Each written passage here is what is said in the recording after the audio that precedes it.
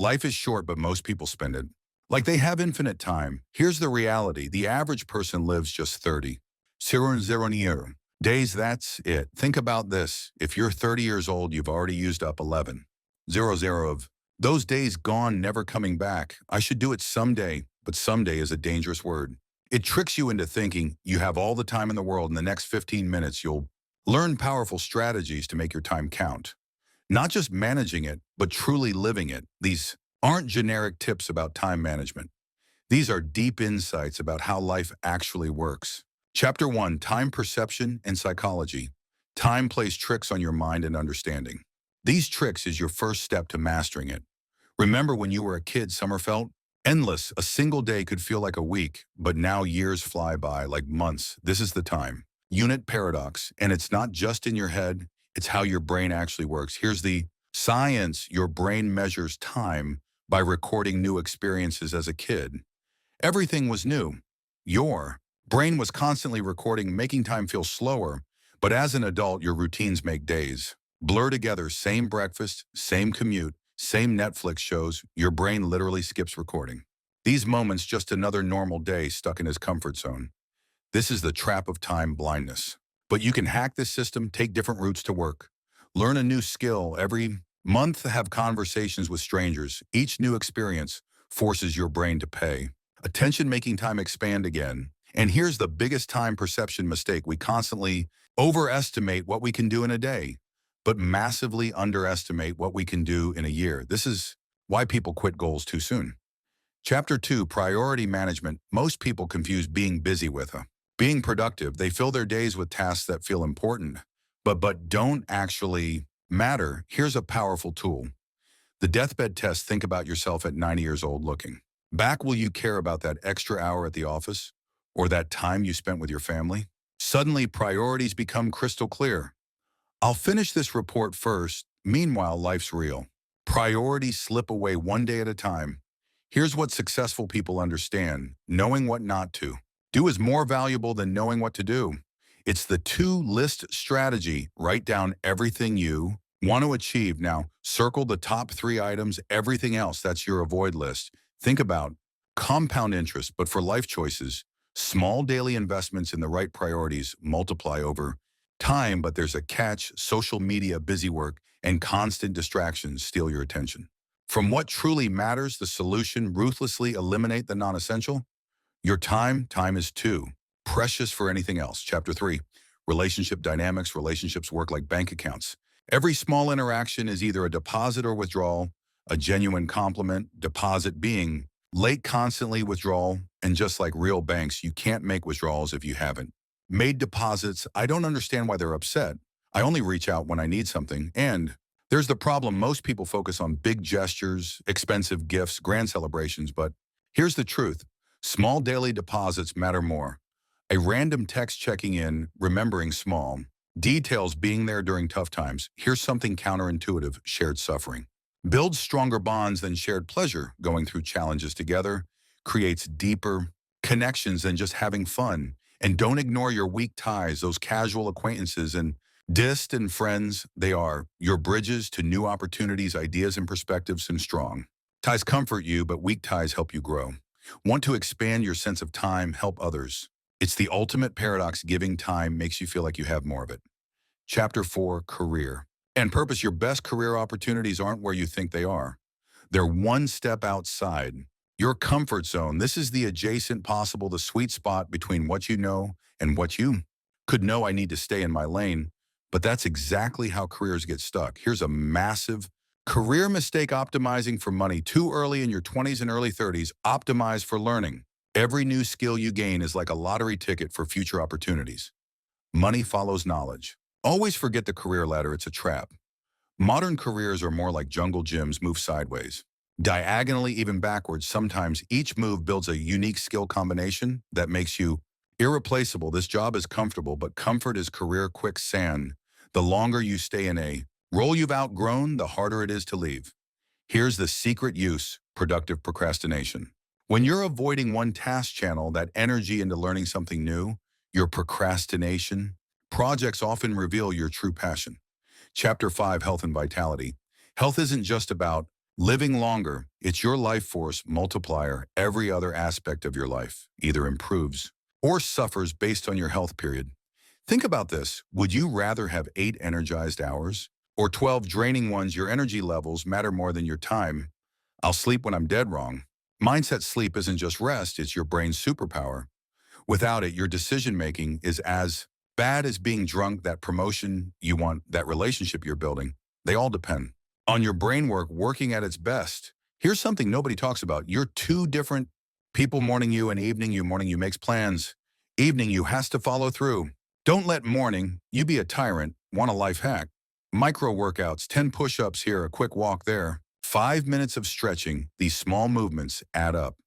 Your body was built to move, not sit for 8 hours. Remember, this physical movement creates some clarity. Stuck on a problem?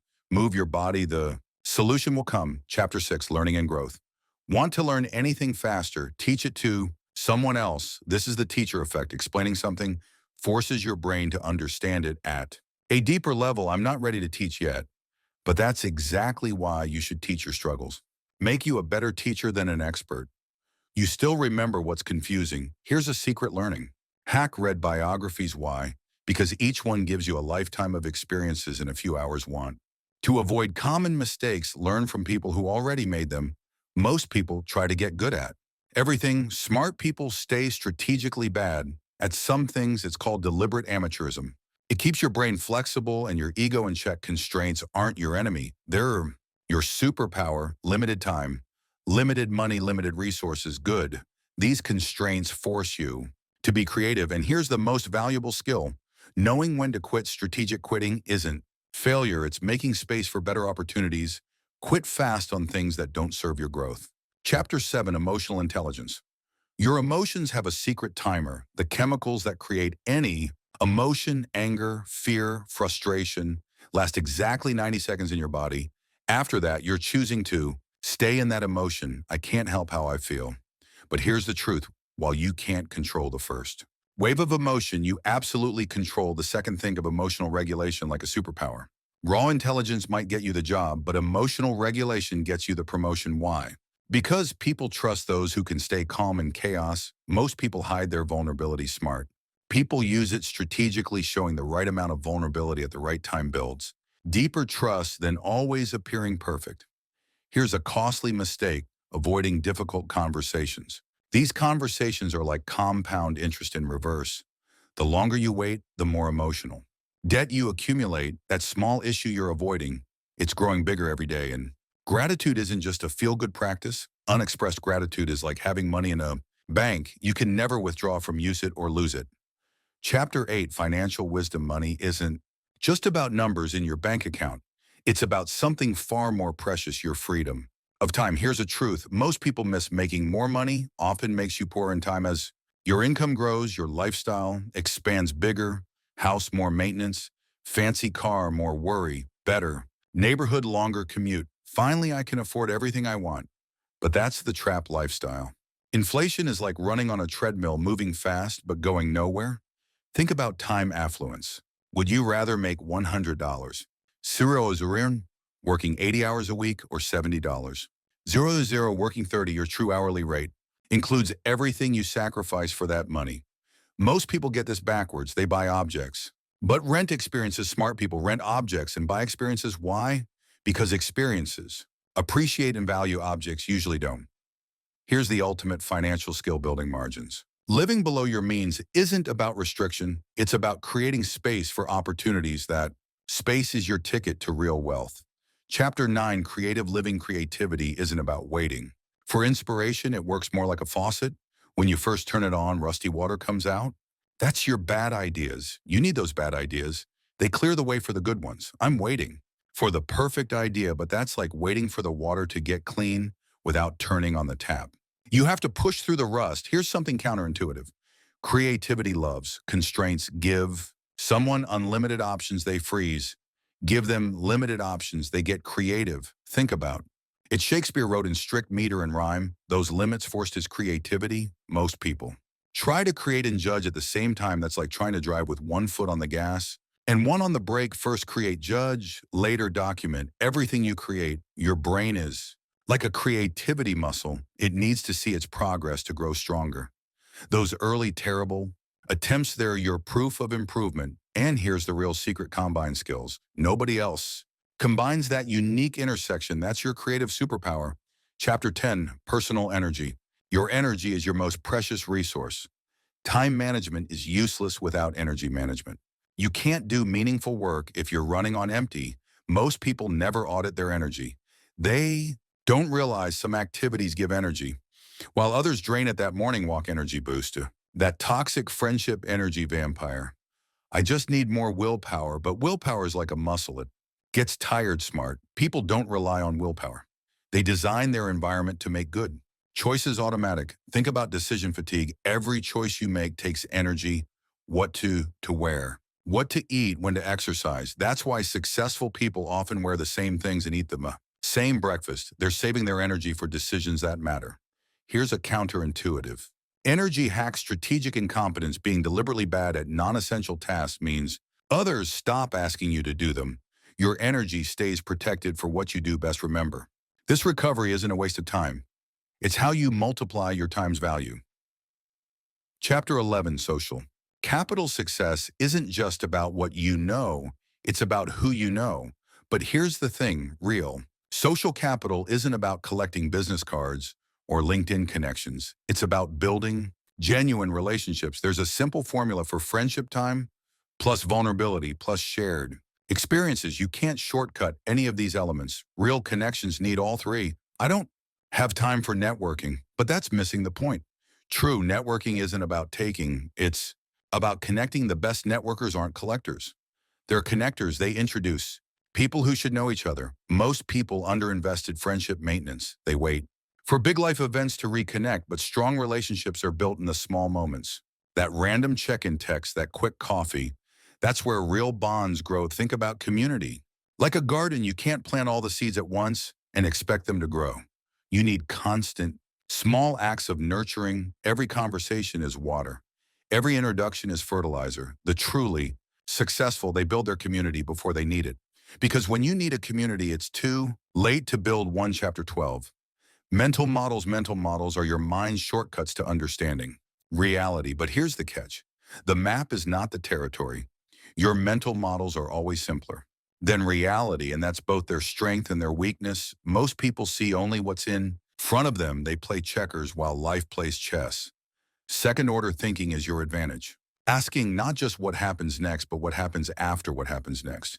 This seems like the obvious choice, but obvious to whom your mental map might be missing crucial territory. That's why multiple perspectives aren't just useful, they're essential. Here's a powerful truth: knowledge isn't power. Understanding is power. Knowledge is knowing that a tomato is a fruit. Understanding is knowing not to put it in a fruit salad. Most people collect facts. Smart people collect patterns. Think about inverse thinking. Instead of asking, how can I solve this problem? Ask, how am I creating this problem? Sometimes the solution is stopping what causes the problem in the first place. Chapter 13, Life. Design your life isn't something that happens to you. It's something you actively design. Think of it like a portfolio, not just of money, but of experiences, relationships, skills, and dreams. Most people overvalue planning and undervalue testing. Life design isn't about making perfect plans. It's about running small experiments to see what actually works for you. I need to figure everything out first, but that's exactly backward. You can't think your way into the right life. You have to test your way there.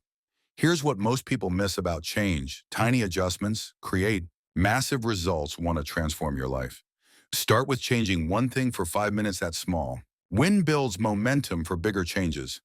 Think about your metrics. Most people measure their lives by society standards, money, status, possessions. But what if you designed your own metrics? What if success meant time with family, or learning new skills, or helping others? Regular life reviews aren't optional.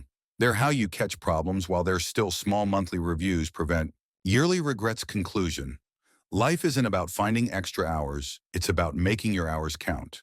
Every principle we've covered, from time perception to relationship building, from energy management to life design, works together to create a life worth living. Remember, time will pass whether you use it wisely or not. Your habits become your days. Your days become your years. Your years become your life. Start small. Pick one idea that resonated with you. Test it, refine it, make it yours the best time. To start living fully isn't someday, it's today. Isn't someday, it's today. Isn't someday.